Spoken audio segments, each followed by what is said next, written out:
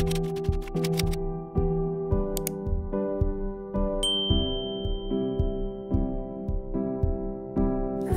le stress, je retourne mon intro parce que j'ai oublié de dire plein de trucs. Et tout le monde, j'espère que vous allez bien. Je suis très contente de vous retrouver aujourd'hui pour une vidéo un petit peu particulière puisque je lance mon tout premier challenge littéraire.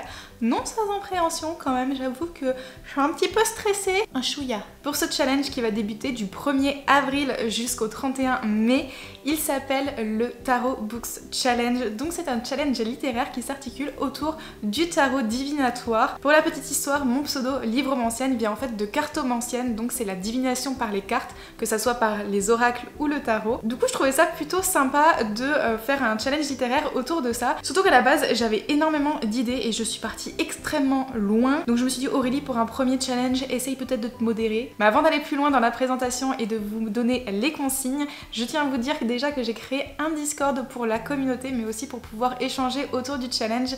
Surtout, n'hésitez pas à me mentionner, que ce soit sur vos posts, vos stories ou vos vidéos. Je serais très curieuse de découvrir vos piles à lire et aussi tout votre cheminement au cours du challenge tout simplement. Et pour cela, n'hésitez pas non plus à utiliser le hashtag qui s'affiche sur l'écran, donc le Tarot Books Challenge. Donc voilà, j'espère vraiment que le concept va vous plaire, que vous prendrez beaucoup de plaisir à y participer à ce challenge, autant que j'en ai eu franchement à faire les consignes, les templates, etc.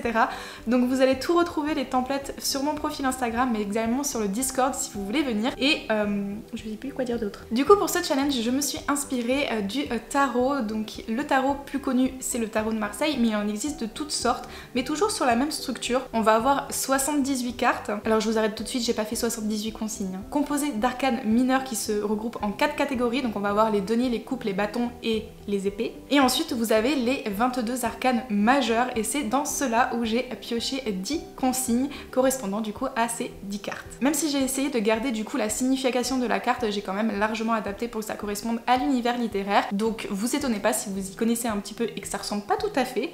En tout cas, je vous remercie encore une fois pour l'accueil que vous ferez à ce challenge. J'espère vous y voir nombreux et nombreuses. Ça me ferait vraiment plaisir. Je suis vraiment contente franchement de l'avoir réalisé et j'espère que ça vous plaira et j'espère que vous prendrez vraiment du plaisir et que ça soit fun pour vous. J'ai hâte d'avoir vos retours, j'ai hâte de voir ce que vous en pensez et ben voilà. Je ne m'attarde pas plus et on va passer tout de suite à la présentation. Et on va commencer tout de suite avec la première consigne et aussi la première arcane du tarot. Il s'agit du fou ou le mât suivant certaines versions, notamment dans le tarot de Marseille, il y a d'autres noms. Le fou caractérise une personne qui est rêveuse, un brin insouciante, en quête de liberté, de spontanéité. Il y a cette insouciance là où on va se dire c'est une personne qui ne regarde pas forcément où elle met les pieds et qui peut se retrouver très facilement empêtrée dans certaines situations. Mais comme le fou comporte aussi le numéro 0, c'est la toute première carte du tarot, ça me semblait donc évident de commencer par cette carte-ci. On dit aussi que c'est le départ de quelque chose, que c'est un commencement vers un cheminement spirituel ou le commencement tout simplement de quelque chose, d'un objectif, d'un plan quelconque. Voilà, il y a vraiment ce sentiment de commencement et je me suis inspirée de tout ça pour les consignes. Pour les mots-clés, donc on a folie et jeu, je trouvais que ça correspondait assez bien au personnage du fou finalement. Et on a aussi rêve. Et pour le côté nouveau départ où on commence quelque chose, et bien tout simplement commencer une nouvelle saga. Vous pouvez choisir l'un de ces mots-clés comme vous voulez. En tout cas là vous pouvez prendre tout simplement une nouvelle saga. Je sais qu'on est beaucoup à en avoir dans notre pile à lire. Pour les autres mots-clés comme folie, jeu ou rêve, vous pouvez peut-être aussi trouver un livre autour de jeux d'épreuves. Pour le côté folie, ça peut être aussi la folie des grandeurs avec quelqu'un qui veut absolument prendre le pouvoir dans un monde de fantasy. Voilà, il y a plusieurs manières de penser ces mots-clés, n'hésitez surtout pas à vous les approprier. On poursuit avec la seconde carte du tarot, le numéro 2, le magicien. Là, il représente quelqu'un qui est force de créativité, quelqu'un qui a vraiment l'esprit d'initiative et qui va aller au bout des choses, qui va aller réussir ses objectifs par tous les moyens, quitte à user de beaucoup de ruse ou d'ingéniosité. C'est une carte qui désigne la prise d'initiative, le potentiel créatif de quelqu'un et qui a aussi toutes les capacités en lui et le potentiel pour arriver à ses fins. C'est pour ça qu'au niveau des mots-clés, on retrouve magie, fantasy, fantastique, créativité et ruse. Je trouve que ça correspond bien à un magicien parce que finalement le magicien va détourner notre attention pour pouvoir faire ce qu'il veut. Donc voilà, en plus fantaisie fantastique c'est assez facile quand même, moi j'ai majoritairement ça dans ma pile à lire. Prochaine consigne c'est la grande prêtresse, là elle porte le numéro 2. Elle représente la sagesse intérieure, elle nous invite à écouter notre intuition pour pouvoir prendre une décision, mais elle peut également évoquer un mystère ou un secret qu'il nous faudrait découvrir pour pouvoir avancer dans notre chemin ou dans nos objectifs. En ce sens, on a comme mots-clés secret, mystère, spiritualité et clairvoyance. Les secrets, les mystères, voilà, ça peut être des secrets de famille, un personnage principal qui garde un secret que personne ne connaît mais que finalement tout le monde va découvrir. Au niveau de la spiritualité ou de la clairvoyance, vous pouvez toujours prendre ça dans le sens où c'est quelqu'un qui va avoir peut-être des visions, qui va avoir un don auprès des fantômes par exemple, ça peut être quelqu'un qui est très dans la spiritualité, dans l'ésotérisme aussi, ou tout simplement prendre la spiritualité au sens large du terme en prenant en compte le développement personnel, voilà, les gens qui veulent être dans le bien-être, etc.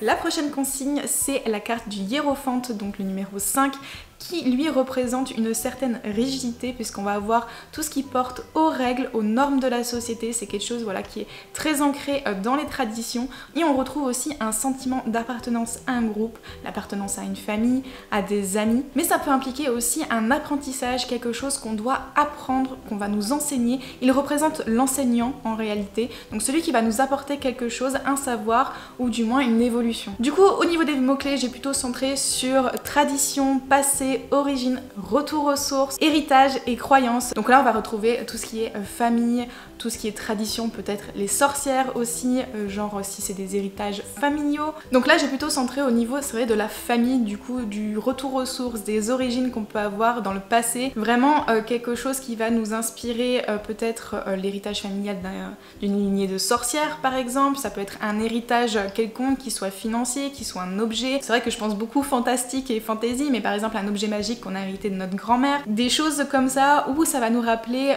la tradition, le passé, les origines et donc tout ce qui est héritage avec la famille.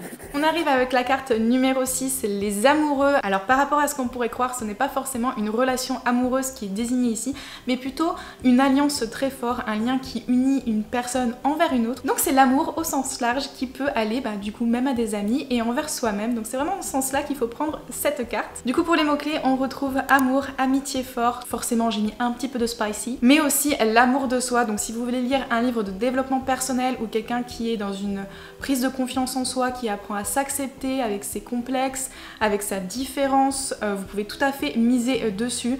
Après il y a tout ce qui est romance, new romance ou des relations tout à fait amicales aussi, voilà, vous pouvez jouer là-dessus, il n'y a aucun problème. Prochaine consigne, il s'agit du chariot, donc la carte numéro 7. Cette carte elle nous désigne une leçon importante qu'on doit apprendre et c'est en agissant qu'on va pouvoir l'apprendre. Voilà, c'est pas en restant statique, ce n'est pas forcément quelqu'un qui va nous l'enseigner, c'est vraiment nous qui allons faire preuve de détermination et de force intérieure pour mener à bien notre objectif. Donc il y a vraiment le mouvement, le fait d'agir dans cette carte. Pour les mots-clés du coup on retrouve plan, bataille, guerre, ambition et sortir de sa zone de confort. Alors pour les mots-clés, que ça soit plan, bataille, guerre, ambition, ça peut tout à fait se rapporter à un livre de fantasy où il y a une guerre qui se prépare entre deux clans, mais même juste plan et ambition, vous pouvez tourner ça même dans du contemporain avec une personne qui a une ambition très forte et qui est prêt à tout pour parvenir à ses fins et du coup qui va mener un cheminement particulier, un plan, des étapes pour pouvoir arriver à cet objectif. Après pour sortir de sa zone de confort, tout simplement un livre qui vous fait sortir de vos retranchements, de votre genre de prédilection. Par exemple moi j'adore la fantasy, le fantastique,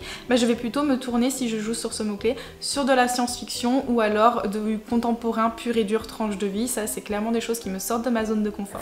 Carte suivante et c'est la numéro 10, la roue de la fortune, qui symbolise en fait les forces extérieures qui vont venir jouer dans notre vie, plus communément appelé le destin. Ce sont donc des éléments qui échappent à notre contrôle et on se retrouve dans une situation un petit peu imprévue. C'est pour ça que j'ai décidé plutôt de jouer sur les mots destin, prophétie pour cette consigne là, mais aussi quoi de mieux de se laisser porter par le courant et de faire choisir un livre par une autre personne. Donc c'est pour ça que le mot-clé suivant c'est un livre choisi par un tiers. Donc en fait vous demandez à une personne de choisir tout simplement dans votre pile à lire quelque chose. J'avoue que destin et prophétie ça peut être un petit peu compliqué par rapport aux autres mots-clés, c'est pour ça que j'ai mis cette troisième consigne, mais si vous avez envie je peux vous faire une petite vidéo aux recommandations. L'arcane suivante c'est celle de la mort, donc le numéro 13. Alors comparé à ce qu'on pourrait croire, ce n'est pas forcément la mort au sens littéral du terme, c'est plutôt la fin de quelque chose, la fin d'une étape.